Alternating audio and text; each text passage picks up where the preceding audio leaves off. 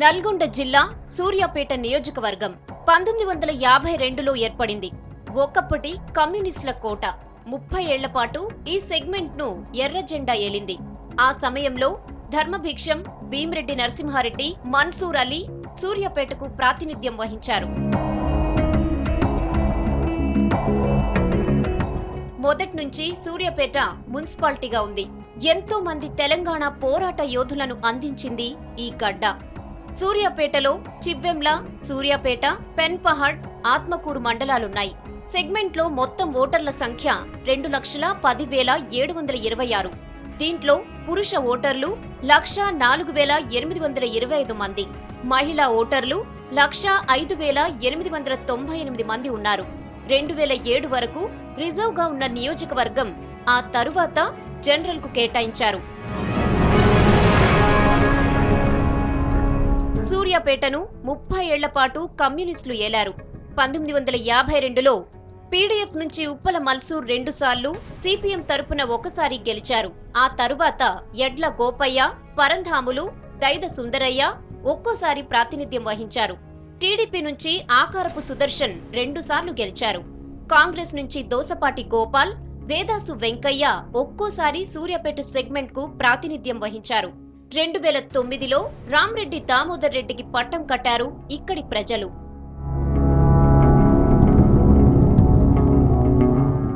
అభివృద్ధి విషయంలో సూర్యాపేట వెనుకబడిందనే చెప్పాలి.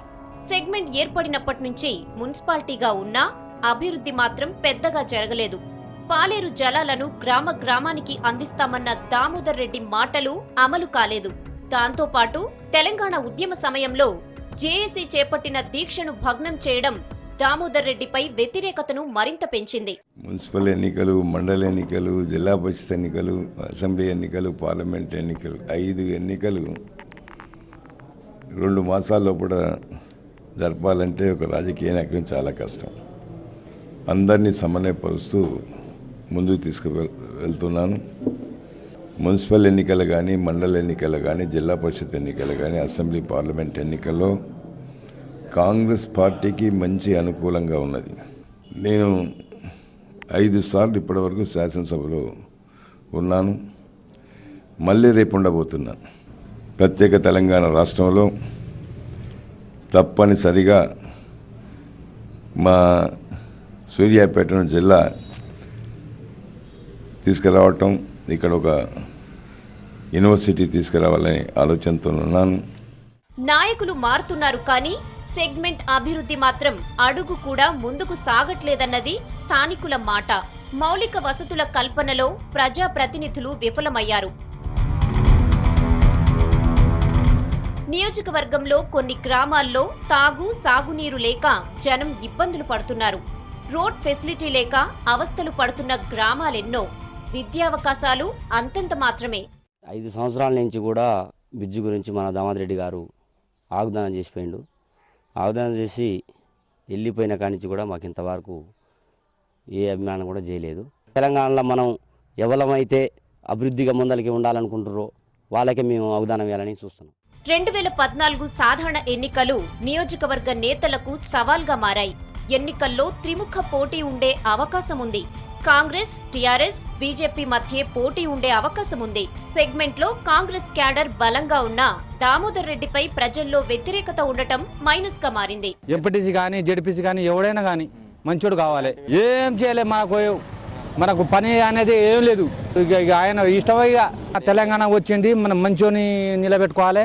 కాంగ్రెస్ నుండి రామ్రెడ్డి దామోదర్ రెడ్డి, తెలుగుదేశం నుండి పటేల్ రమేష్ రెడ్డి, బీజేపీ నుంచి సంకినేని వెంకటేశ్వర్లు, టీఆర్ఎస్ నుండి జి జగదీశ్వర్ రెడ్డి, సిపిఎం నుంచి నోముల నర్సయ్య, వైసీపీ నుంచి బీరవోలు సోమిరెడ్డి పోటీకి సిద్ధంగా ఉన్నారు. ప్రధానంగా కేతిరెడ్డి ఆనకట్ట తెగిపోయి 10 సంవత్సరాలైనా దాన్ని కనీసం మరమ్మతులకు నోచుకొని పరిస్థితి. మొసలి కన్నీరుగా ఈరోజు ప్రజలను మభ్యపెట్టడానికి మరి కృష్ణా జలాల ద్వారా నీళ్లు తెస్తానని ముఖ్యమంత్రి ద్వారా ప్రకటన ఇచ్చినారు. ఇప్పటి వరకు కూడా పరిపాలన ఆమోదం రాలేదు, టెండర్లు కాలేదు. అంటే ఈరోజు ఏ రకమైన పరిస్థితి ఉందో ఈరోజు ఒక్కసారి మరి సూర్యాపేట ప్రజలు, సూర్యాపేట పట్టణ ప్రజలు, సూర్యాపేట నియోజకవర్గ ప్రజలందరూ కూడా గమనించాలి. జగదీశ్వర్ రెడ్డి గారిని గెలిపిస్తే మన నియోజకవర్గ రూపులు తీరుతెన్నులు మారిపోతాయి. మరి పట్టణానికి కరెంటు కానివ్వండి, నీటి వసతి కానివ్వండి, ఇతరత్ర మౌలిక సదుపాయాలన్నీ కూడా మరి క్రమంగా మెరుగుపడే దిశలో ఉంటాయి. కొత్త రాష్ట్రంలో సూర్యాపేట జిల్లాగా మారుతుందన్న ప్రచారం కూడా ఉంది. నియోజకవర్గంగా సూర్యాపేట అభివృద్ధికి నోచుకోలేదు. జిల్లాగా మారితే తప్ప అభివృద్ధి జరగదా అన్నది ఓటర్ల ప్రశ్న. ఏదైతేనేం పార్టీలను పక్కన పెట్టి ఈసారి అభివృద్ధి చేసేవాళ్లకే ఓటేస్తామంటున్నారు స్థానికులు.